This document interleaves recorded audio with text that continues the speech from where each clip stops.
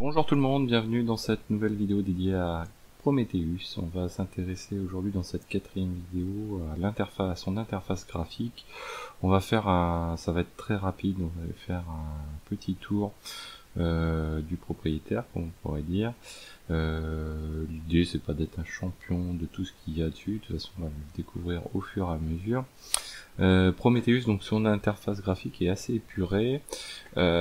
Souvent, donc il faut reconnaître les graphiques qui peuvent être faits dans Prometheus ou certains éléments pour mettre en valeur les métriques ne sont pas forcément du meilleur goût. Alors il faut quand même rappeler que Prometheus c'est quand même avant toute chose une time series database, donc une database pour stocker des données, des métriques notamment. Donc l'interface graphique c'est pas forcément son outil le plus nécessaire, le plus indispensable et ce dont pourquoi il existe. Sa fonctionnalité aussi principale c'est de scraper, ça on l'a déjà vu, on va le revoir. Donc l'interface graphique c'est quand même quelque chose de mineur à côté du reste. C'est pour ça aussi que Grafana est couplé à Prometheus très souvent.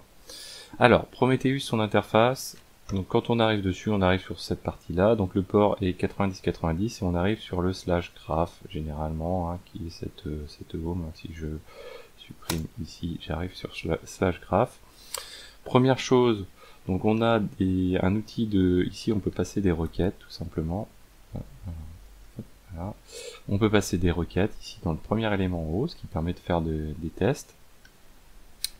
On a ensuite une liste déroulante ici qui permet de consulter les différentes, toutes les métriques qui sont recensées. Donc c'est pas forcément évident de les reconnaître, donc il y a un système de présélection automatique. Donc si je tape prom par exemple, bah là je vais avoir accès aux métriques relatives à Prometheus. Si je mets, voilà, je sélectionne et je tombe dessus. Si je le souhaite, je peux faire une requête un petit peu plus poussée, donc tout simplement, voilà. Alors première chose, on lance execute, ça nous permet de rechercher, de requêter les données relatives à cette métrique en particulier. On va y revenir dessus, mais on retrouve les fameux labels, je vais donner les fameux labels ici, qui nous permettent de faire des filtres, et donc en haut ici, en guise de requête, on va pouvoir passer, par exemple ici, instance, égale, et là je vais mettre quelque chose qui n'existe pas, je vais mettre mysrv, voilà, ça n'existe pas, vous voyez que la requête a été rafraîchie et en dessous on n'a rien. Si on veut tous les éléments, on peut les passer comme ceci. On verra aussi qu'on peut ressortir tous les éléments, donc là on a une valeur qui est par défaut qui est la dernière valeur scrapée par Prometheus. Mais bien sûr, au fur et à mesure du temps, ces valeurs évoluent, et donc on peut remonter les valeurs sur une période, sur un laps de temps donné, tout simplement, avec des outils faits pour. Donc on a des requêtes qui permettent de faire ceci, et voilà. Donc ici, on a fait une requête qui remonte les valeurs depuis les 5 dernières minutes, donc on a 0 partout. Hein. Mais là, ici, à côté, on a des timestamps, en format Linux. Voilà. Alors ça serait pas mal, c'est d'avoir une métrique qui ait du sens, ou en tout cas qui est utile. Si on fait process peut-être, j'ai quelque chose, voilà.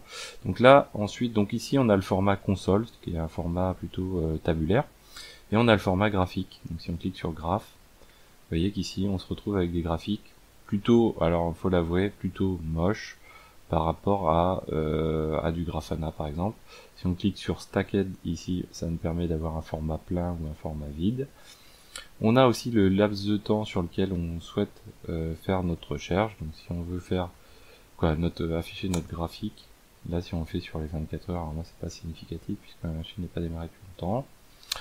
Et puis ensuite on peut revenir voilà, sur des tranches plus précises. On peut supprimer le graphique en bas à droite ici, remove. Voilà, on peut rajouter un graphique. Donc l'élaboration, généralement, on utilise Prometheus pour faire des requêtes dans un premier temps.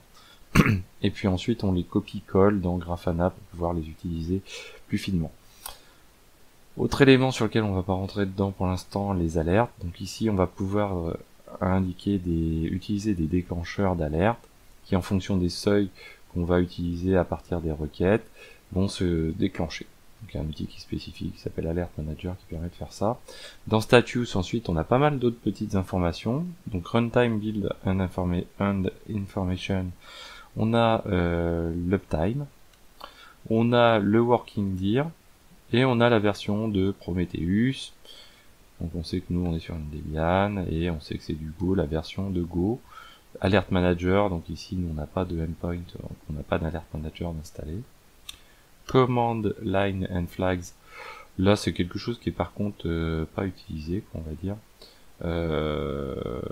Voilà, bon, c'est pas forcément très utile d'un premier abord. Ensuite, Configuration, ici, ça va nous permettre, donc on a vu lors des précédentes vidéos que dans etc Prometheus, prometheus.yml, on a une configuration, la configuration de Prometheus.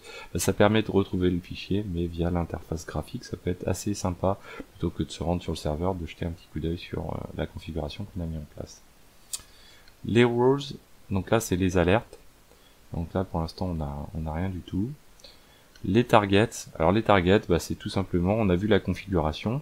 La configuration dedans, elle recouvre des targets, donc c'est les routes qui vont être scrappées en fait par Prometheus. Donc ici on retrouve bien une route détaillée. Si je clique dessus du coup, alors oui, moi c'est pas mon cas, je suis sur localhost, hein, mais si je clique dessus, potentiellement ça peut me permettre de rebondir si j'ai accès à la machine sur la route et vérifier les métriques qui sont scrappées. On a le statut de cette route, si elle est up ou pas, vis-à-vis de Prometheus, le dernier scrape, pardon, et les labels collectés pour cette route. Donc là, on peut en avoir bien sûr plusieurs, suivant, donc nous, ici, si on regarde la configuration, on en a qu'un, ici, qui a un job, donc le job name s'appelle Prometheus, c'est l'élément qu'on a vu tout à l'heure, et on voit qu'on n'a qu'une seule target. Donc ça donne le résultat suivant, Prometheus, une seule target. Un petit peu différemment le service discovery ici. Donc là c'est, on va dire, un petit peu la même chose que ce qu'on a vu tout à l'heure, mais formé de manière différente. Donc comment les labels qui sont scrapés, qui sont récupérés par cette configuration, donc notamment les labels qui sont, on va dire, visibles, et les labels qui sont auto-découverts, auto-définis par Prometheus, donc notamment l'adresse, ici qui est à retenir, le metric pass et le schéma qui est utilisé, ainsi que le job Prometheus qui fait appel bien sûr au target et à la configuration ici du job name. Ça on l'a vu lors de la vidéo précédente dans les définitions.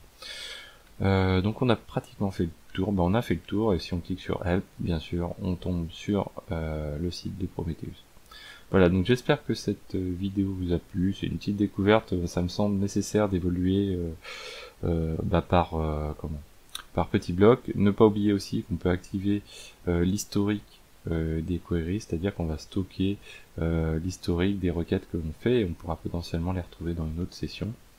Voilà, ce tour me semble important, voilà, pour ne pas passer à côté de certaines choses. N'hésitez pas à compléter si vous avez d'autres éléments à indiquer, n'hésitez pas à mettre des pouces bleus, et je vous dis à très bientôt sur Xavki.